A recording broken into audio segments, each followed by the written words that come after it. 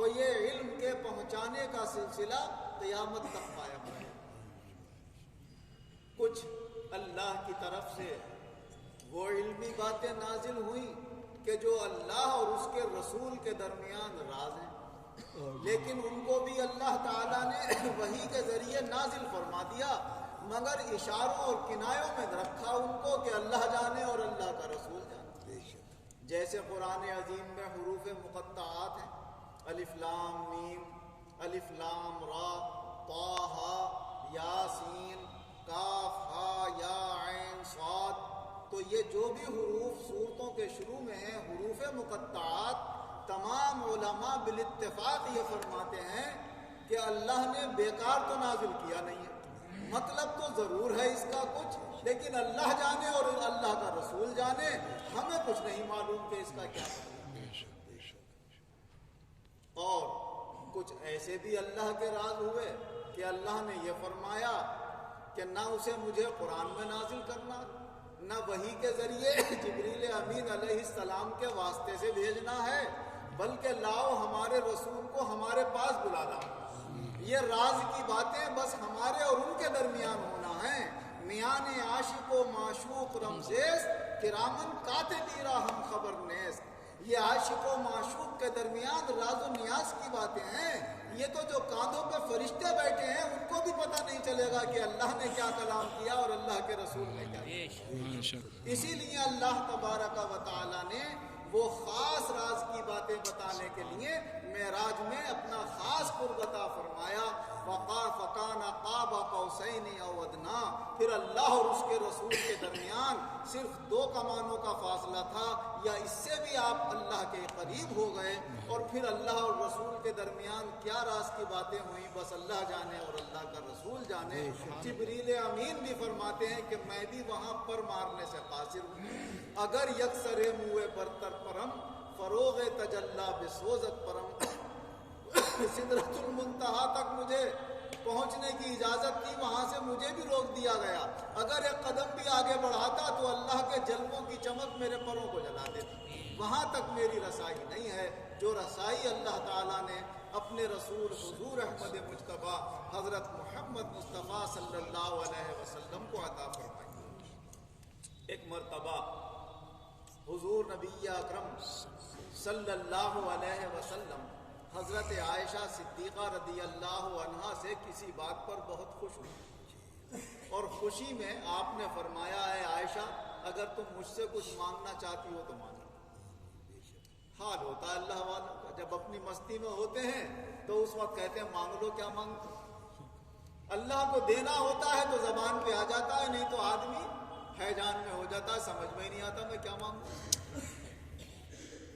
خیر، حضرت عائشہ صدیقہ رضی اللہ عنہ کا بھی مقام اپنے رسول کی چہیتی بیوی بنایا ہے، تو کوئی مرتبہ تو اللہ کے یہاں ہر ایک کو تھوڑی بنا دیا جائے۔ حضرت عائشہ صدیقہ رضی اللہ عنہ عرض کرنے لگی، یا رسول اللہ اگر اجازت ہو تو میں اپنے والد سے مشورہ کروں کہ میں کیا مانگوں۔ ہاں بالکل مشورہ کروں۔ گئی والد محترم کی خدمت میں، جا کر عرض کیا کہ حضور صلی اللہ علیہ وسلم نے آج خوش ہو کر یہ فرمایا، اے عائشہ جو چاہو مانگو۔ میں کیا مانگوں حضور سے؟ تو حضرت ابوبکر صدیق رضی اللہ عنہ نے فرمایا کہ جو کچھ بھی ملا ہے وہ تو کچھ کم ہے نہیں،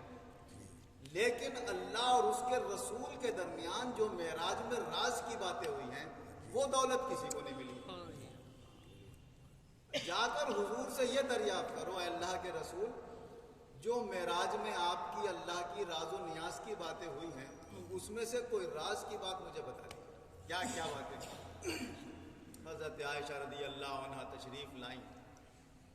حضور صلی اللہ علیہ وسلم کے سامنے یہ بات رکھی، تو حضور صلی اللہ علیہ وسلم نے فرمایا،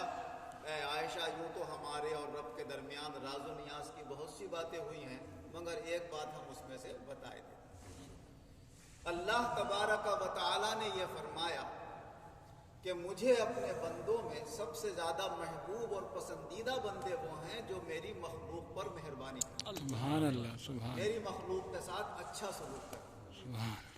کیونکہ حضور صلی اللہ علیہ وسلم نے فرمایا، اللہ تعالیٰ فرماتا ہے میرا کوئی خاندان کنبہ نہیں ہے، میرے بیوی بچے نہیں ہیں، ہر ایک کے بیوی بچے ہوتے ہیں، ہر ایک کا خاندان ہوتا ہے اور ہر ایک کو اپنے بچوں سے پیار ہوتا ہے۔ میرا کنبہ اور خاندان ہے تو میری مخلوق ہے، مجھے اپنی مخلوق سے پیار ہے۔ جو میری مخلوق کے ساتھ بھلائی کرے گا میں اس کے ساتھ بھلائی کروں گا۔ تو حضرت ابو بکر صدیق رضی اللہ عنہ کو حضرت عائشہ رضی اللہ عنہا نے یہ جا کر خبر دی کہ حضور یہ فرما، تو آپ سن کر رونے لگے۔ معلوم کیا، اے والد محترم آپ یہ خبر سن کر رونے کیوں لگے؟ کہا میں اس لیے رونے لگا کہ ہر چیز کے دو پہلو ہوتے ہیں، تعرف الاشیاء بازداد، چیزیں اپنے ضد اپوزٹ اور پلٹ سے پہچانی جاتی ہیں۔ جب اللہ اپنی مخلوق پر مہربانی کرنے سے اتنا خوش ہوتا ہے تو اللہ اپنی مخلوق پر ظلم کرنے سے ناراض کتنا ہوتا ہوگا، یہ سوچ کر میں اور واقعی آپ نماز ایک دفعے کو نہ پڑھیں، روزہ نہ رکھا ہو، کوئی تسبیح نہ پڑھی ہو، کوئی اللہ کے حکم میں کمی ہو گئی ہو، تو دنیا میں اللہ اس کی پکڑ نہیں کرتا ہے، آخرت میں یا تو کوئی سزا دے دے گا یا معاف کر دے گا اپنے گھر۔ لیکن زیادہ تر جو آپ تجربے سے لوگوں سے پوچھیں گے اور آپ کی زندگیوں میں جو تجربات سامنے آئے ہوں گے وہ آئے ہوں گے کہ اگر کسی اللہ کے بندے کو کسی نے ستایا، جانی مالی عزت اور آبرو یا کسی بھی اعتبار سے کوئی نقصان پہنچایا ہے، تو زیادہ تر اس دنیا میں ان بندوں کی پکڑ ہو گئی اور ان کو یہیں پر اللہ نے دکھا دیا کہ جو میرے بندوں کے ساتھ غلط سلوک کرتا ہے میں اس کا غلط اور بھیانک نتیجہ دنیا میں ہی دکھا دیتا ہوں، جو آخرت میں ہوگا وہ تو میں سمجھ ہی لوں۔ تو اللہ کو اپنی مخلوق سے بڑا پیار ہے، یہ اللہ نے معراج میں اپنے رسول صلی اللہ علیہ وسلم کو بطور راز بتائی ہے یہ بات۔ حضور صلی اللہ علیہ وسلم کے ایک صحابی ہیں حضرت سعید رضی اللہ تعالی عنہ، یہ ان عشرہ مبشرہ میں ہیں کہ جن کو حضور صلی اللہ علیہ وسلم نے ایک ہی محفل میں 10 لوگوں کا نام لے لے کر جنت کی خوشخبری دی۔ ان کی عزت و آبرو سے ایک عورت کھیلنے لگی اور یہ دعویٰ کیا کہ انہوں نے جو اپنا مکان بنایا ہے دیوار بڑھا کر میری جگہ میں بنا اور اتنی جگہ انہوں نے اپنے گھر میں ڈالی۔ حاکم وقت نے طلب کر لیا تو آپ نے فرمایا، حضرت امیر معاویہ رضی اللہ عنہ کا زمانہ تھا، آپ نے فرمایا کہ یہ بتائیے حضرت کیا اس کے باوجود بھی میں کسی کی زمین پہ قبضہ کر لوں گا؟ اس عورت کا نام تھا اروا۔ کیا میں کسی کی زمین پر اس کے باوجود بھی قبضہ کروں گا کہ حضور صلی اللہ علیہ وسلم نے فرمایا کہ اگر دنیا میں کسی نے ایک بالشت کسی کی زمین پہ قبضہ کیا ہوگا تو اللہ تعالیٰ اس ایک بالشت کے 7 طبقوں کی زمین نکال کر میدان قیامت میں اس کے گلے میں اس کا ہار بنا کر ڈالے، توق بنا کر ڈالے، تو میں کیسے قبضہ کر لوں گا؟ پھر بھی اگر یہ کہہ رہی ہے تو چلو میں اتنی زمین چھوڑتا ہوں جہاں سے چاہے وہاں، لیکن چونکہ اس نے میری عزت پہ حملہ کیا میں بھی اللہ سے یہ دعا کروں گا کہ اللہ اسے موت جب تک مت دینا جب تک یہ اندھی نہ ہو جائے، اور جس زمین پہ اس نے جھوٹا دعویٰ کیا ہے اسی میں اس کو ہلاک کر کے یہیں پر اس کی خبر بنا دے۔ چنانچہ بڑھاپے کے زمانے میں اندھی ہو گئی، دیواریں ٹٹول ٹٹول کر جاتی تھی اور کہتی تھی سعید کی بد دعا مجھے لگ گئی، سعید کی بد دعا مجھے لگ گئی۔ اسی نابینگی کی حالت میں وہ جا رہی تھی اور وہیں پر اس کے گھر میں کنواں گڑھا تھا پانی اکٹھا کرنے کا، ایک دن اسی میں گری اور اسی میں ہلاک ہو گئی۔ لوگ سمجھ گئے یہ بد دعا کا نتیجہ ہے، وہاں اس کی خبر یہیں پر بتا، تو دونوں بد دعائیں ان کی قبول ہوئی، نابینا ہونے کی بھی اور اس کے اندر گڑھے میں دفن ہونے کی۔ وہ بد دعا نہ بھی کرتے تو جب کسی کی عزت آبرو یا جان مال سے آدمی کھلواڑ کرے گا تو اس کا بھیانک نتیجہ اسے دنیا میں ہی دیکھنے کو ملے۔ ایک صاحب کہنے لگے آپ یہ بڑے دبنگ ہیں، بڑی ہمت والے ہیں، 7-8 بھائی ہیں، فلاں صاحب کی انہوں نے اتنی زمین پہ 200 بیگھے کے 300 بیگھے پہ قبضہ کر لیا۔ میں نے کہا بڑا اچھا کام کیا، یہاں پر کتنے دن فائدہ اٹھا لیں گے؟ 50 سال 100 سال 60 سال گناہ اپنے سر لے کے جائیں گے، اور اگر زمین بعد میں باقی رہی تو مزے کریں گے اولاد بیوی بچے،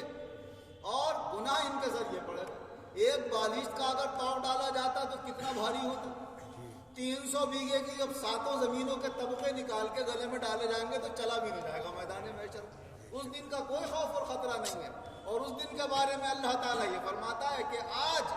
جن کے لیے تم گناہ اپنے سر لے کر دولتیں اور جائیدادیں چھوڑ کر جا رہے ہو حالت میں یہ تمہارا چہرہ دیکھ کر بھاگ جائے گا۔ یوم یفر المرء من اخیہ، اس دن تو آدمی اپنے بھائی سے دور بھاگے گا، وَأُمِّهِ وَأَبِيهِ، اپنی ماں اور اپنے باپ سے دور بھاگے گا، وَصَاحِبَتِهِ وَبَنِيهِ، اپنی بیوی اور بچوں سے دور بھاگے گا، لِكُلِّ امْرِئٍ مِّنْهُمْ يَوْمَئِذٍ شَأْنٌ يُغْنِيهِ، اس دن تو ہر ایک کا یہ حال ہوگا، کہے گا مجھے دوسرے کی کوئی فکر نہیں، بس میں بچ جاؤں دوزخ سے کی صورت سے، چاہے گا میری اولاد چلی جائے، بیوی چلی جائے، بچے چلے جائیں دوزخ میں، مگر میں بچ جاؤں، کیونکہ وہ اتنا بھیانک منظر ہے کہ اس میں جانے کو کسی حد تک تیار نہیں ہوگا، مگر وہاں کی تیاری انسان کو اسی دنیا میں کرنا ہے۔ حضور نبی اکرم صلی اللہ علیہ وسلم نے فرمایا کہ جنت کو تکلیف دہ راستوں سے سجایا گیا اور دوزخ کو خواہشات والے راستوں سے سجایا گیا۔ جو خواہشات، حسن و جمال کی چیزیں، دنیا کے نفع کی ناجائز و حرام چیزیں آپ کے دل کو آپ کی طرف اپنی طرف کھینچ رہی ہیں، وہ دیکھنے میں اپنی طرف کھینچ رہی ہیں، مگر وہ دوزخ کی طرف کھینچ کر لیے جا رہے ہیں۔ اور جن چیزوں سے آپ کا دل پریشان ہو رہا ہے کہ یار اتنا اچھا فائدے کا موقع کیوں میں گما دوں، کیوں میں اپنے نفس کے اوپر بوجھ دوں،